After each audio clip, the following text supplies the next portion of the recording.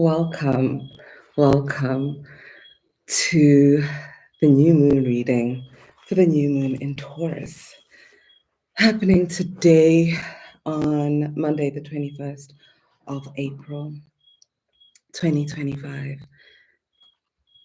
There is so much going on in the astral. I had thought to myself that I would do this reading on Thursday and just pop in as the days go on with each individual transit and, separate everything up. But it's my first day back. So I just found myself so excited with being back after a year. And I realized that it's time. So here I am. Welcome to Sangoma Society, where we demystify the astral and the ancestral. Mina Makhosi Nomabutho. Emsam. I am Honey Makwawa to my parents. I'm Honey Tell a Story on all social media platforms.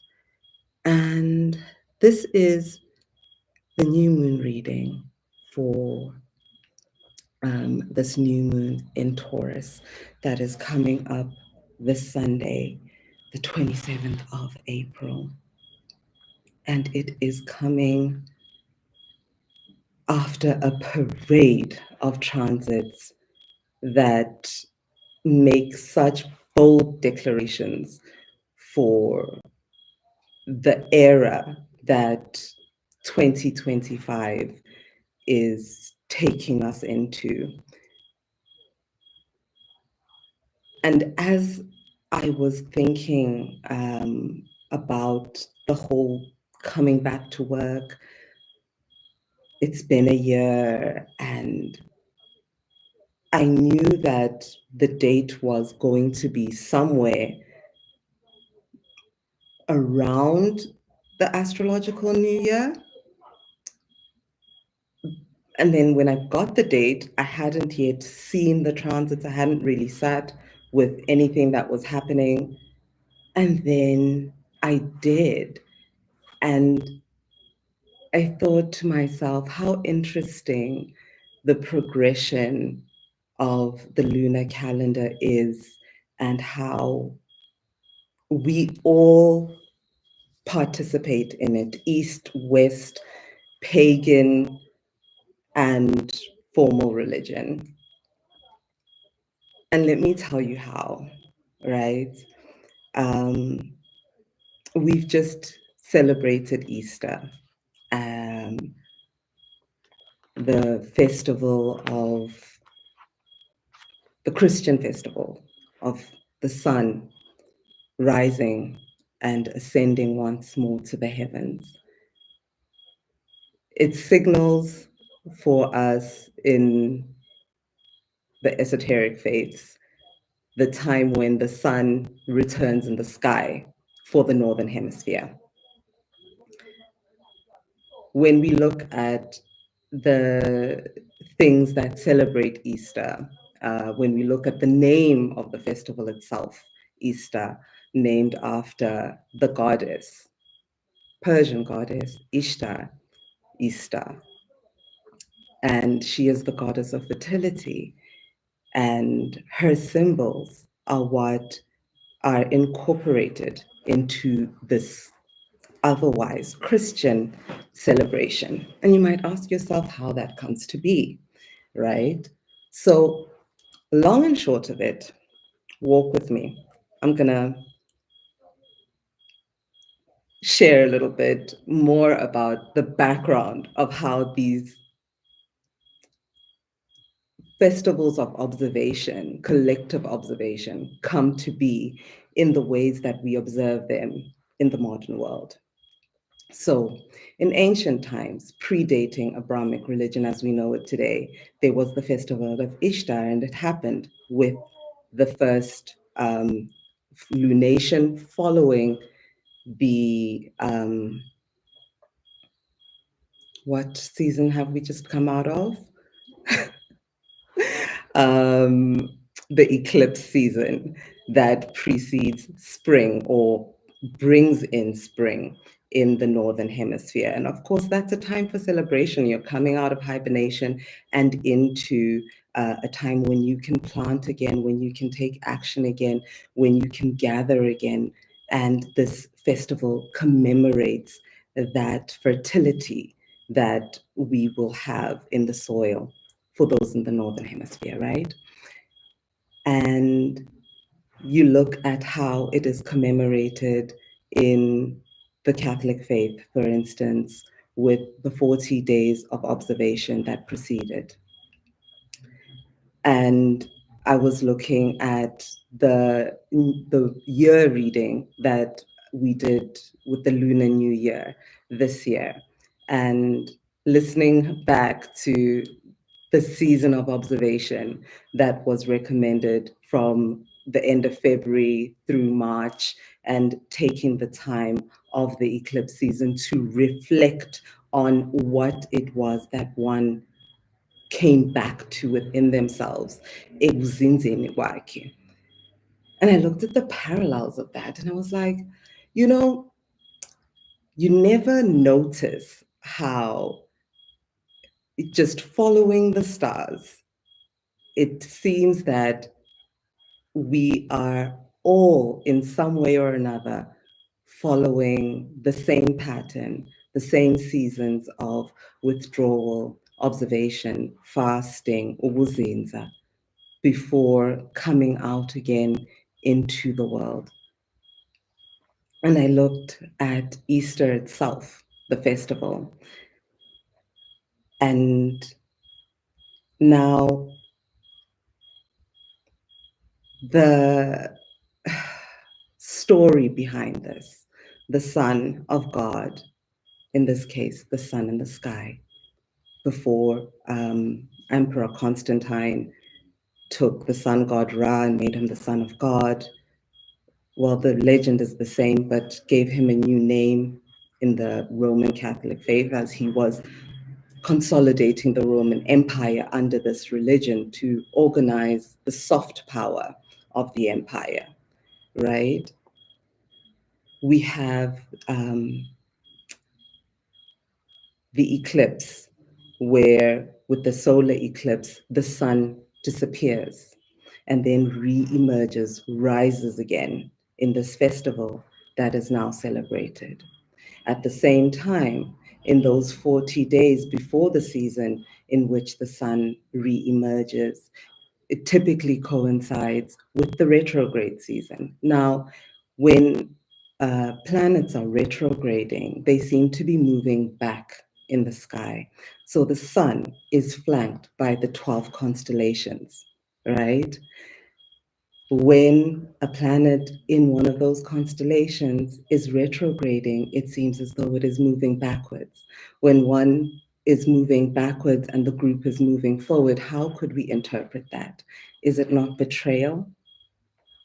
How poetic it is, the ways in which what was once pagan ritual has been incorporated into organized religion.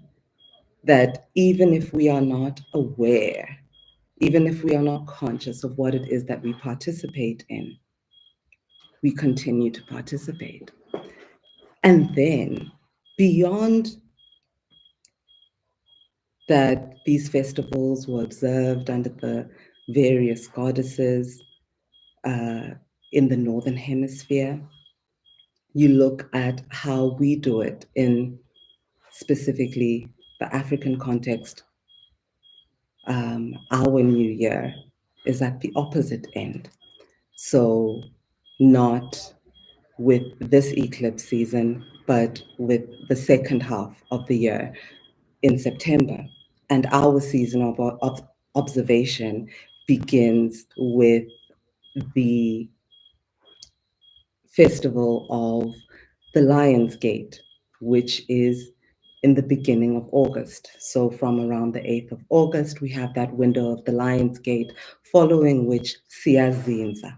We refrain from rivers and mountains, and we give the earth her season of renewal before we then come out to celebrate the new year with the emergence of the new moon, often around the equinox, with the equinox that comes in our spring.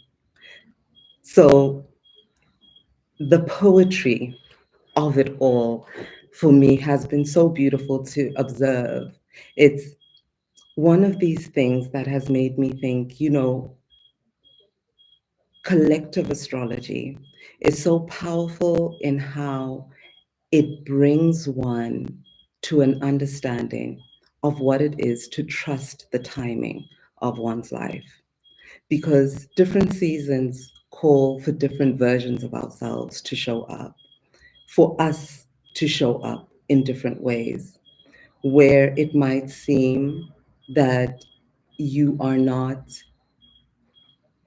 present in a space uh, in the ways that others might expect presence to be, when you are called to be present in a different way within your life, when it is the winter of your life, when it is the autumn of your life, to know that it is a season changes the way that you show up in that season. You're able to better honor the timing of what is, rather than give in to those cravings that can arise from wanting your season to look like someone else's. And knowing how you show up, and knowing that you have shown up when the time comes for you to show up in the next part of your journey, you know yourself to be ready. Whether or not that readiness is coming from any action that you know yourself to have taken, the timing and the intention and your presence and reverence for the truth of what it is what can carry you through. That's how we make the miracles in our life. When we lean on a deeper understanding of where we are, as opposed to looking outside of ourselves. I love African astrology for what it is. Mandulo, Inyanga would be in the market square or under that tree, speaking of the season has come, the first rain, now it is time for this. The moon has shone, it's time to prepare for this. And together as a community, each party knew the part that they could play in bringing the season to pass. We have now crossed the equinox, which is the last harvest for us here in the Southern Hemisphere, and it is time to prepare for the winter season. Winter is essentially here. In times of old, according to the African calendar, this is when now imindeni iyaqiniswa. This is when now um, it is safe to go and kugezwe, kugcatshwe, umuntu aqine, imizi iqine, because the long nights are ahead of us. In the north, they celebrate what they celebrate, and it's time for them to go outside. But on this rock, we are all under the same sky, and there are certain transits that are currently in play. quite recently, with the eclipse season and the retrograde season, we had Venus retrograding. She started in Aries and then retrograded back into Pisces and stationed direct with that full moon in Libra. It's a difficult time to make decisions, right? Libra is not known for making strong decisions, needs to weigh up all the odds. But the thing with that Venus retrograde is that the day it's stationed direct, the penance it asked for, the gift that it could give, is the cost of your grief, of accepting what it is that needs to end with that retrograde. Now, I know that a lot of us may have hesitated, as Libra often does, and that was the influence of that particular transit and lunation. And maybe you didn't end the things that needed to end. Well, if it survives this week, okay, we'll see. Perhaps it's one for the long haul. But this week, it's taking no prisoners in that respect. There are going to be endings. Pluto is playing quite a big part, and that again is grief. We're seeing a lot of action in the North Node in Pisces. We have conjunctions there for both Saturn and Venus, which means these are spaces of dreams, of love. But then we're going into an opposition that squares Pluto, Aquarius, Black Moon Lilith, that says everything that you're dreaming of, all of these hopes that you're seeing ahead of yourself, all of these plans that you're making. Pluto gifts through death. Pluto is the god of death. For something to be born, something must die. You bury a seed, you let the earth take it, and you trust that in its season, it will bloom and bring something new. There are so many gifts that the season can bring, especially when we look at the final quarter of this year. But all of that is determined with how we proceed through the transits as they stand. Yo! Yo! Oh, Makhosi. Makhosi. Yo! Makhosi. Ew. Siyathokoza Makhosi amakhulu. Oh, Makhosi emakhosini. Hayi ke.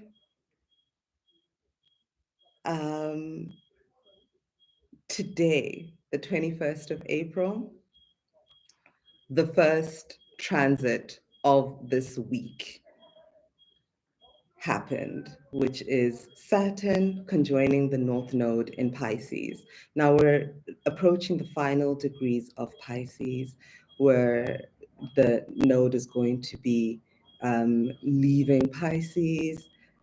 Saturn is going to be leaving Pisces. And as we know, when the planets are about to leave a sign, as they approach that final degree, as they get to the 29th degree, there's an urgency and an intensity that comes with it.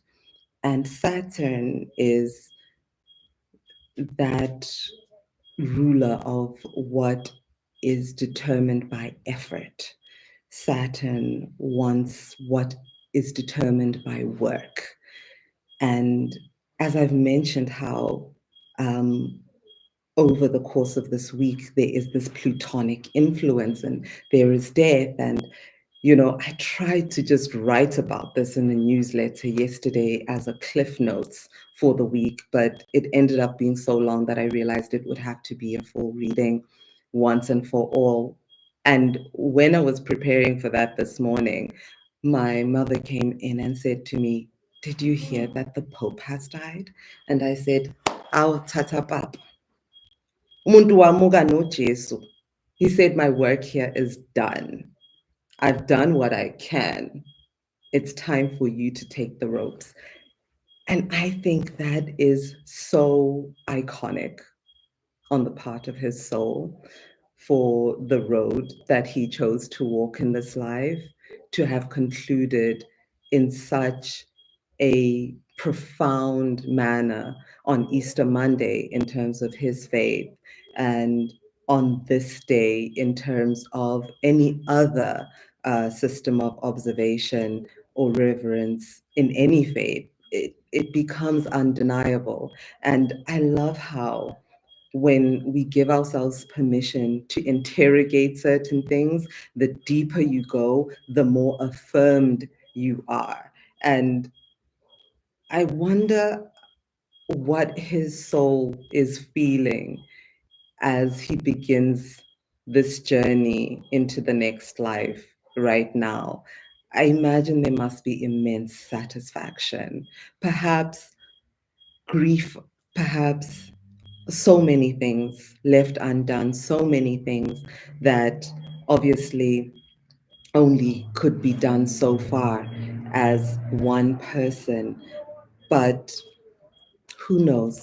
Maybe there's an impact that he has left there that those who practice in his faith can teach us more about in the years to come, things that we might only see with further reflection.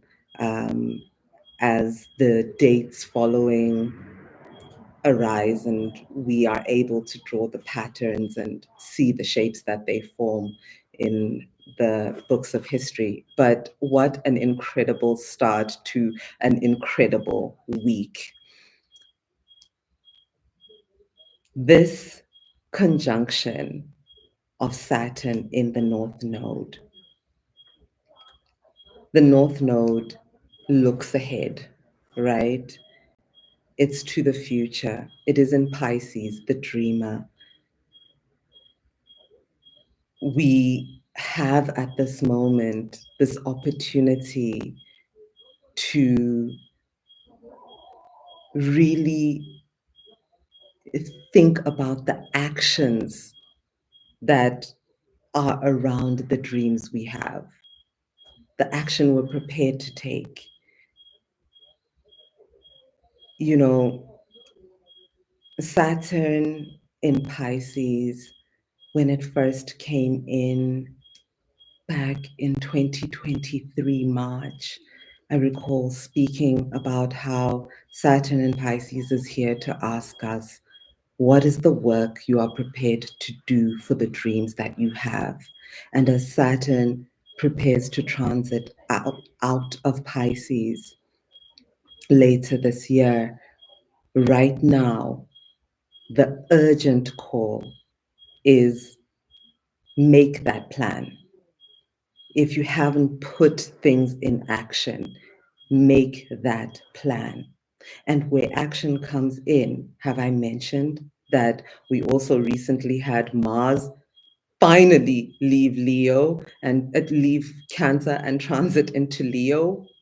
Like, can we have a moment of silence for that mercy? Because my goodness, I don't know how much longer I could have survived with Mars in Cancer. That was, and if there was any feeling of the eclipse season being like anticlimactic for all of the drama and, just feeling kind of poof in the last, say, month or so, it was really that Cancer, the final degrees of Mars in Cancer, and the heaviness, the mud, the trudging with regards to effort.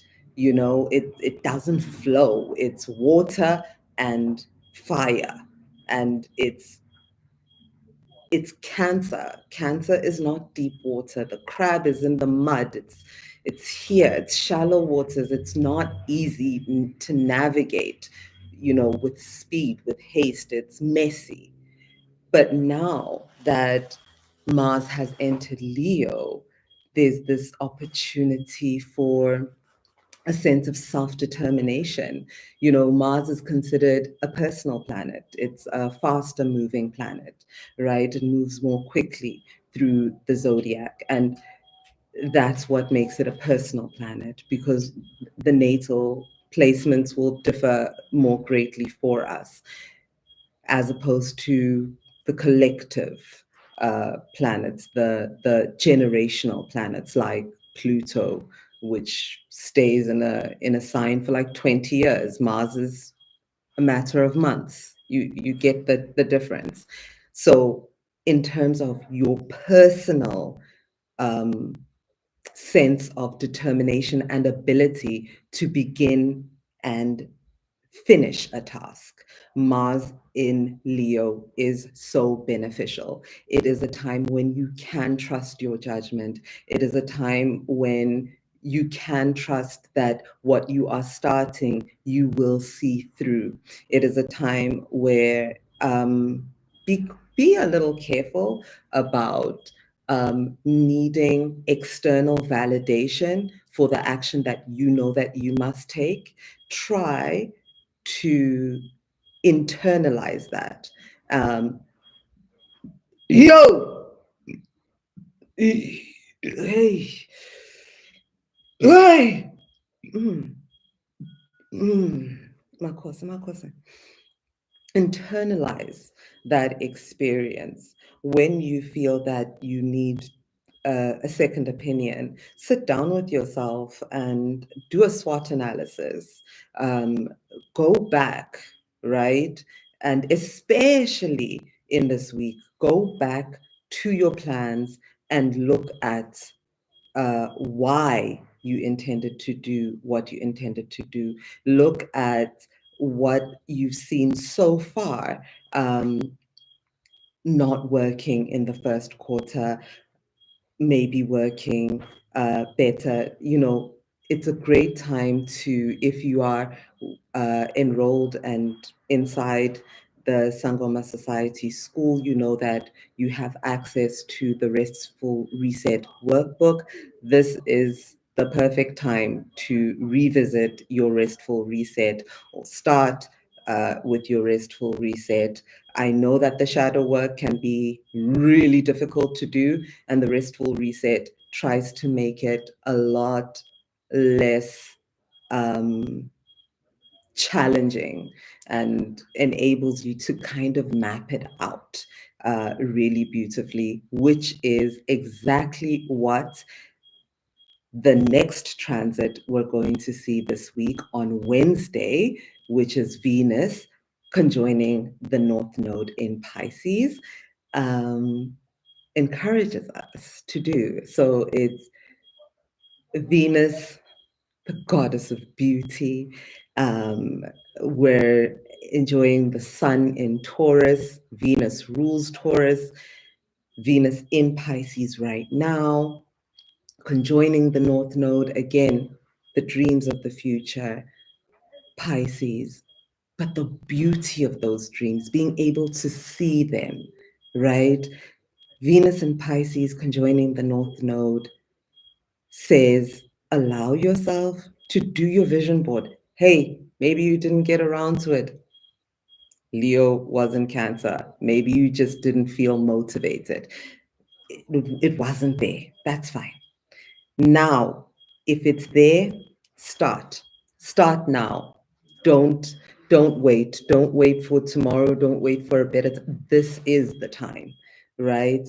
Allow yourself to picture what things look like, and that energy that will follow in the days to come, which is on Saturday, when Mars in Leo, our very favorite planet of the week, opposes Pluto in Aquarius.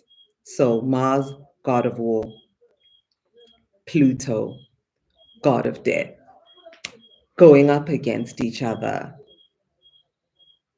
the actions you're willing to take, what is worth living for, what is worth dying for. It's a live and let die moment, okay? If it feels like it needs to go, let it go. This transit is not complete because when we look back, when we take a step back and we look outside of the zodiac, outside of the constellations, and we look at the farthest point in the night sky, we see Black Moon Lilith in Scorpio, which is not a star, but a point, right, of the darkest part of the zodiac at this moment in time, opposing the sun in Taurus, forming a square now with Mars in Leo and Pluto in Aquarius. Scorpio is ruled by Pluto. The god of death demands a sacrifice, the sacrifice of grief. We're so uncomfortable with grief.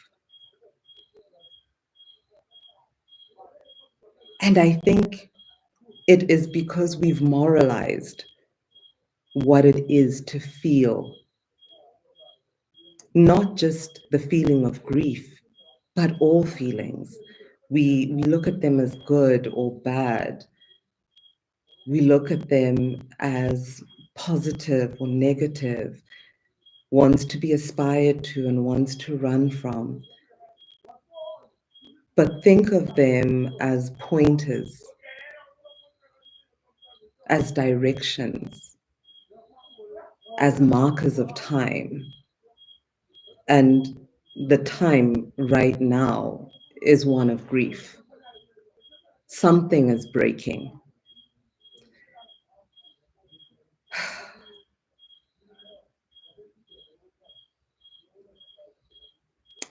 Speaking for the collective with this transit, it connects to other Mars oppositions. A Mars opposition that we had at the beginning of the year that coincided with around the inauguration of the President of the United States and coincides with a Mars opposition that we had last November, which coincides with the election of that same president. And for me, the timing of this also then takes me back with the 26th of April being close enough to May to the year reading that was our only reading for 2024, and what came up there about allegiances that were formed in May of 2024. May, June 2024 was not a good time to form alliances. When we looked ahead, what we saw is this transit putting pressure on those alliances and essentially making it so that they're unlikely to survive um, what will come to be when the full moon is in Taurus in the final quarter of this year, which should be around November, right? When we spoke about the alliances made that may not surviving, that it was this energy that brings those alliances to the breaking point, right? And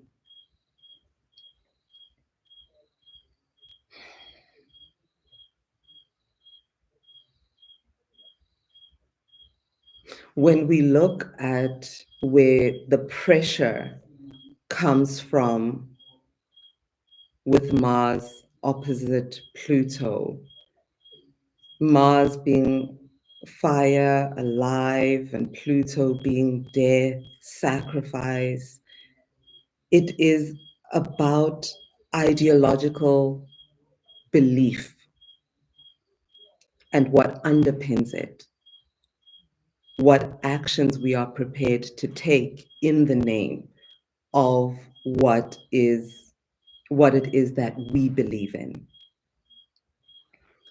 And for our personal relationships, we're really going to see that come into play. Black Moon, Lilith, and Scorpio brings us into our shadow, into the parts of ourselves that we don't want others to see, that we hold shame around, that we wish were different, right? And the thing with our shadows is that our shadows were formed by the things that we had to survive. At some point in this life or another life, there was a situation that required that you show up in a certain way, right? And that way of being in the world was beneficial for that season of your life. But then the season passed, but that way of moving through the world, that way of understanding the world, that way of seeing yourself, that way of knowing yourself remained with you. And now it is part of you that operates in your subconscious at times when you least expect it, at times when you find yourself in that space of survival, in that space of fear, in that space of insecurity and uncertainty. And sometimes it is the very part of you that leads you into those spaces of survival, into those spaces of uncertainty. And what we do is we try to hide those parts away, right? We don't like them. We don't like what we're afraid of. We don't like what disappoints us. We don't like what we're tired of seeing in ourselves and in our lives. We try to hide them and wish them away. And the more you do this, the more what you resist persists, right? But what happens from time to time is that an external event will trigger you, and that trigger will shine a light on that shadow. Now, this Mars opposition with Pluto, that could be that illumination, especially when it's squaring the sun on Saturday, right? Could throw a light on those shadows, could find you very triggered. The key is not to run from what you find there. How you work with this energy, how you use it as alchemy, the alchemization, the transmutation of this is you integrate this shadow. You give that part of yourself the opportunity to speak its piece, to remind you how this came to be, how you came to have that limiting belief, how you came to shrink yourself in that way, how it came that you are now afraid in this way, how it came that you now show up in this way, right? And you grieve the part of you that had to survive that experience. You hold space for what you didn't have the chance to stop and grieve in the process of your survival.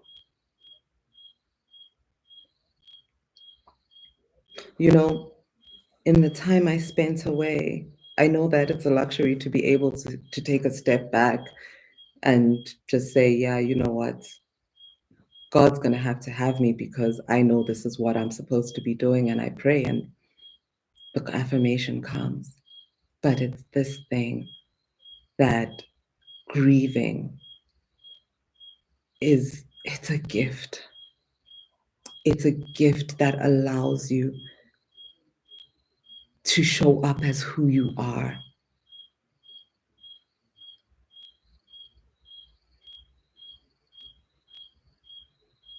I was away from this work, and the rhythm of this work is that it keeps me in the process of doing the work, doing the shadow work and doing the affirmations and, you know, having the community and integrating. And in that time, there's, aside from what was in front of me, there's also this opportunity to look around and read and explore. And why is it that we live in a world where all the tools we're being given, all the resources we're being given are based on our survival?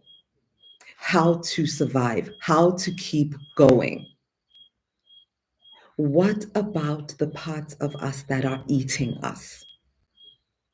Instead of honoring the grief that you are feeling, there's a pill for you to forget that there is a part of you that's grieving.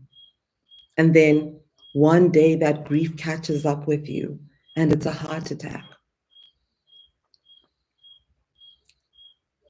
You deny your inner child's pain and you put on a front and you show up in your family in a certain way that you believe that you should, and the part of you that's angry is silenced and silenced and silenced, and then one day you break down and there is no space, there is nothing to hold you because the denial, the survival mode, the need to keep on showing up, the need to just put on a smile no matter the cost. That cost was being paid in the death of something, and the death of that something is in you. So whether you choose to show up to the season of grief with the intention that it asks of you, which is that you know, here is the trigger. Let me sit. The trigger is not the enemy. No. The way that triggers work, you know how a smell can be a trigger? You could smell a particular smell for years and it does nothing. And then one day you smell that smell and it transports you to a specific moment in time. And something in you breaks. And all of a sudden, you need a Prozac. You can't do this right now. That's not. Or you fight the person that triggered you. That's not how you should respond to a trigger. That's not what the trigger is there to do for you on a fundamental level. You're only triggered by things that your subconscious mind is pushing into your conscious mind. Our mind is an incredible thing. Things can lay dormant in our subconscious mind for decades and only resurface when our conscious mind has communicated to our subconscious mind that we now have the tools, the resources, and the wherewithal to deal with that baggage, to process it, to confront the truth of what it is. And then the trigger happens. So, what triggers you this week in what could be a trigger happy Aries transit? Don't externalize your reaction. Take it for what it is, honor it, write it down, sit with it. If you're enrolled in clearing into consciousness, this is yo, yo, hey, ee, yo, hey, Makhosi. Yeah, this is the time to dive in, okay? I know that doing clearing into consciousness can really be intense, especially when you're doing it on your own. Um, I've spoken to some of you over the course of the last year, and I understand. We're back, okay?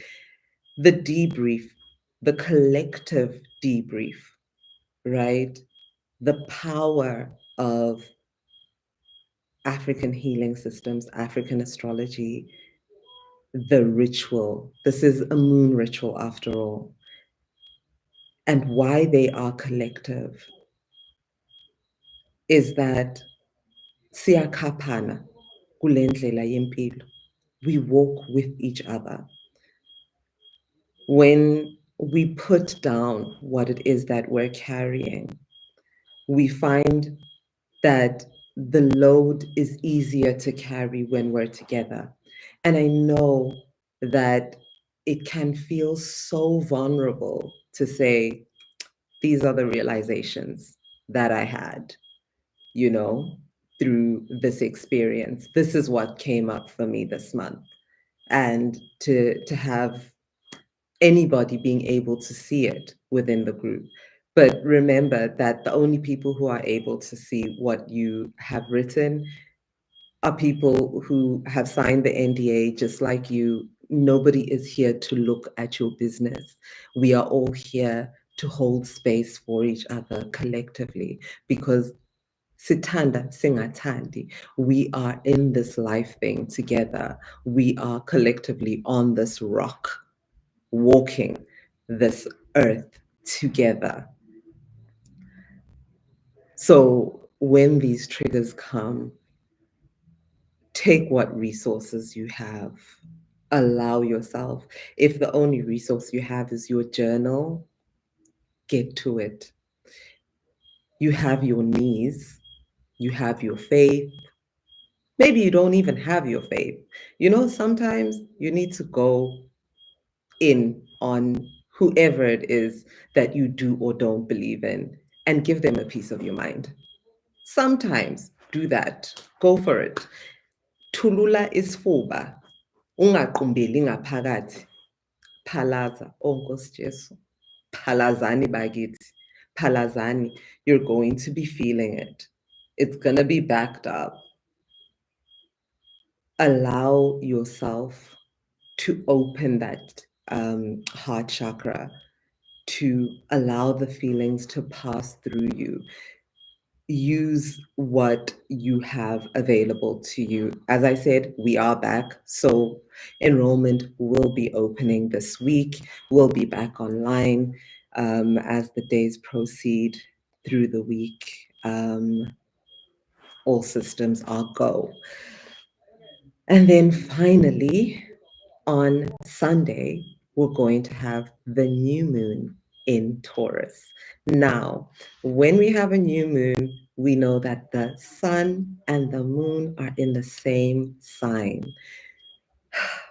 That transit of the square Black Moon Lilith opposite Taurus, it carries over into the new moon. So Black Moon Lilith forms a square again with Leo opposite Pluto. It carries over into the new moon. So, new moons being that time when we make our plans for the future, when we set our intentions forward. Again, I've said this is a shadow moon. This is a moon where we're doing the shadow work. The seed that we are planting with this moon is allowing ourselves to grieve, right? Um, Giving ourselves that permission.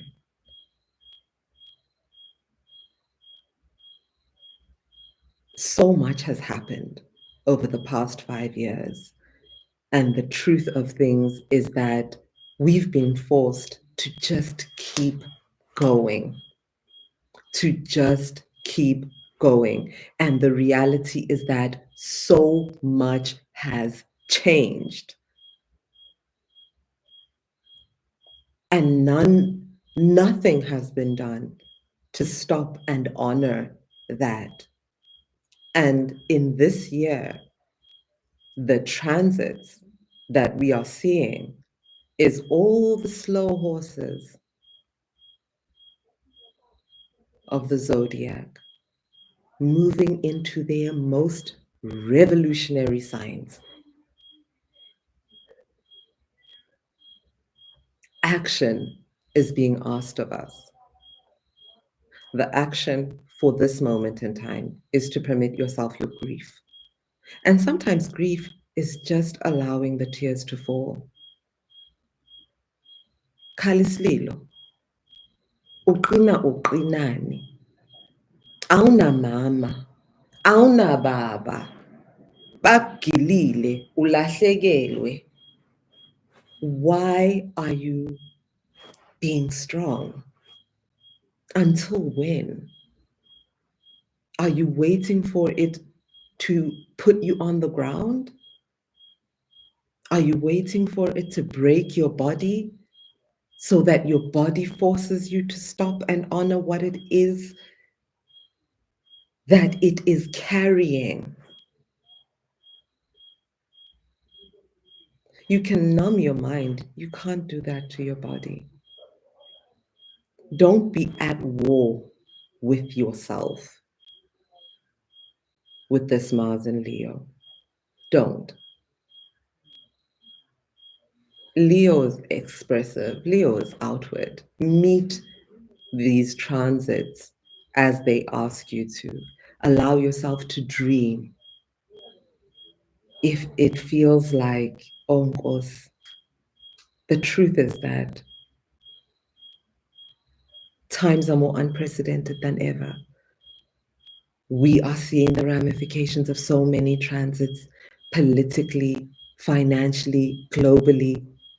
There's no country on earth that is having just another Tuesday. Maybe you feel that you don't have the right to dream. What if the problem is that you're trying to make your dreams fit a box that no longer works for any of us? What if all this upheaval is the revolution? What is your dream for the revolution? Does the dream you dream exist in a world that isn't like the one we're in? How is that world possible? Who is doing the work to make the world possible? You think that you're alone in your thinking, and then you read. Interrogate your ideas. Is it possible that we could live in a different way? Find your communities.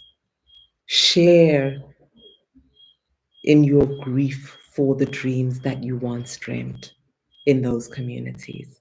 Let your voice be heard. Cry the tears that need to be cried. Let go of the things that need to be let go. If you think the breakup didn't happen, kodwa bekuteka the whole of March and April, hey, madoda, let him go. It's fine. There will be another life. There will be something. There will be another love. Venus in Aries is coming. New beginnings will be there. Don't be afraid of what death is. Pluto is often considered to be the phoenix. The phoenix is the mythical bird that is reborn through the fire of its own death. It's a sacrifice. When we integrate our shadows, we allow something of ourselves to die so that the truth of whom we are can come to life. Often people ask me, how does this connect to the ancestral? And I think how funny we forget that we are made in the image of our ancestors. If you want to know what your ancestors look like, look in a mirror. You are the culmination, the physical culmination of all those who came before you. Your neural pathways, the way your hair grows, the way your voice sounds, the way you walk, the tone of your skin, the crook of your smile. Someone who lived before you, the blood of your blood, the bones of your bones, left this physical inheritance for your spirit to find home in. The more work you do to know yourself, the closer you bring yourself to knowing your ancestors. Then you begin to recognize where you end and they begin. And then it's a one-on-one relationship. And as you deepen that relationship, as the years go on,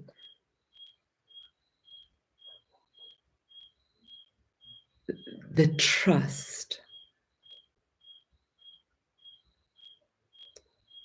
that no one else can give you, not even a healer, only the work that you do between yourself, your purpose, your truth, your shadows.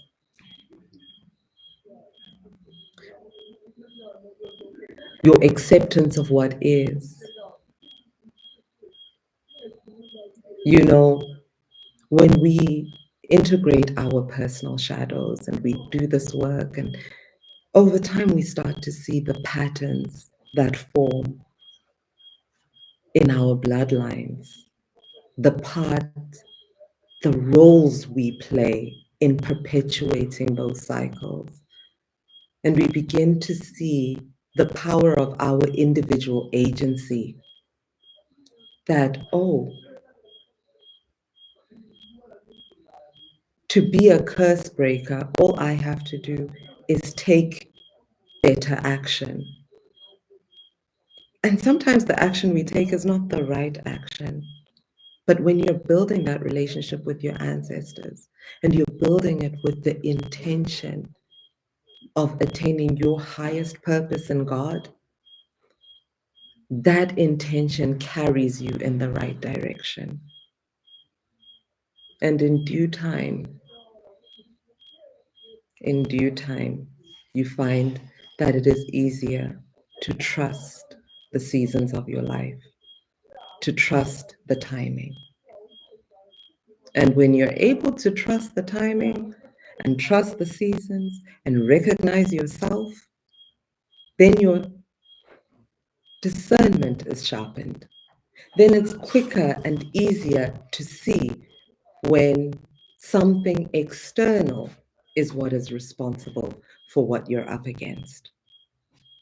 Then you can take action with conviction and not fear and not panic and not being coerced by opportunists. Then you begin to live a life within your agency, self-determination. That is the purpose of what we are here to do today. Bagiti, it has been, as always, a pleasure to be in your presence, to share time and space with you. Akubonga. Nangomso, nisenza abantu, nibe nathi.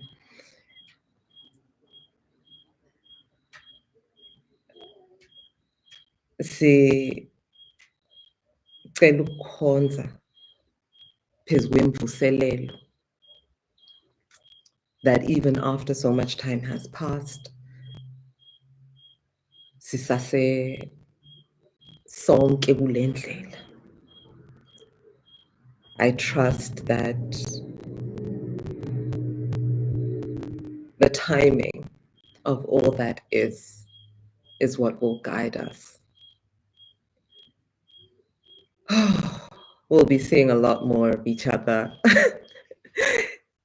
in the year ahead. Hey, mazilime eziyetsheni bakithi, sekunjalo. We once talked about a revolution. Nizwile, seikhona, it is here. What is the part that you are playing? I see. Ngiyanibona bakithi abane benu. I know the parts that you are playing. Niyasibusisa with the work that you do, and I am so honored to be in community with you. Makhosi amakhulu. Kwande bakithi, kwande. Njalo ke. Sithemba ukuthi lokhu esiniphe kona kuzoba umnotho emoyeni wenu. Simakhosi emakhosini, dede ubumnyama uvela ukukhanya. Makhosi. Yo!